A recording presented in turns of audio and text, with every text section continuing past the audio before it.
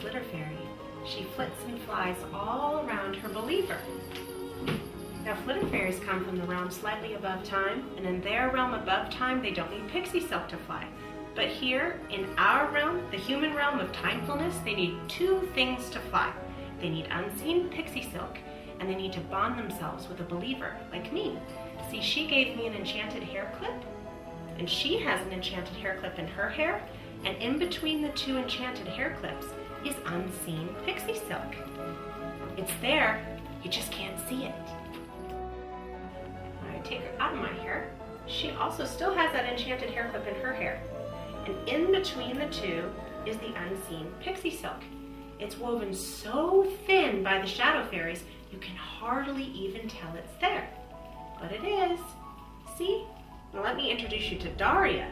She's going to show us another fun thing about Flitter Fairies. Now, Flitter Fairies are really smart. They know when they're supposed to rest, and they know when they're supposed to fly. Here, when she's leaning back, she's in resting pose. But when she leans forward, she flitters. Back, and she rests again. Now, if you want her to sleep, not just rest, you could turn the switch on the back of her leg down to the off position. By now, you're probably wondering how the pixie silk actually connects to the enchanted hair clips. So here's what you do. Remove the pixie silk tray from the packaging. Then, remove the back of the packaging to this drawing that says the glass corridor, and remove it here at the perforations. Punch it out until it looks like this. Now take the sticky blue silk seed that's in the center part of the pixie silk tray and place it on the back side of your hair clip holder. This is going to stick against your wall. Now take your pixie silk tray with a post down and grab the sticky blue silk seed and let the pixie silk hang freely. Now you want to remove the sticky blue silk seed from the top and set your pixie silk tray down while holding the piece of silk. Now remember, pixie silk is very fragile, so treat it gently and try not to break it. Now take your enchanted hair clip and remove the flower from the center and place the top blue silk seed inside towards one of the sides of the flower. Now take your flower and with the post, put it inside and click. Open your hair clip, place it on the hair clip holder, snap it in place, and your pixie silk will hang all the way down to the silk seed. Let me introduce you to Eva. She's going to help us with the next step. Take your Flitter Fairy, remove her hair clip, and go toward your hair clip holder.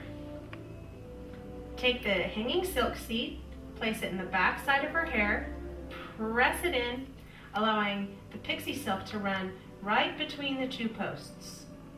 Replace her hair clip into her hair, and then reach up, grab your hair clip. She's ready to fly. Now make sure her wings are folded back slightly. She flitters better this way. Let me show you a few ways that your fairy likes to fly and dance with you. First, you take your enchanted hair clip and you place it into your hair while she's connected to her enchanted hair clip. Then you take your wand and place it underneath the unseen pixie silk, allowing the pixie silk to run along the smooth edge of the wand. You want to take care not to let it slip into the star or the bell or it'll tangle. Then go away and towards your body, away and towards your body. Always changing the distance between the wand and the fairy. That's how she looks best. Now the key is to go slowly back and forth, slowly back and forth. If she goes quickly like this, she gets really dizzy. Now move your hand in long, slow circles, letting her fly around in a circle.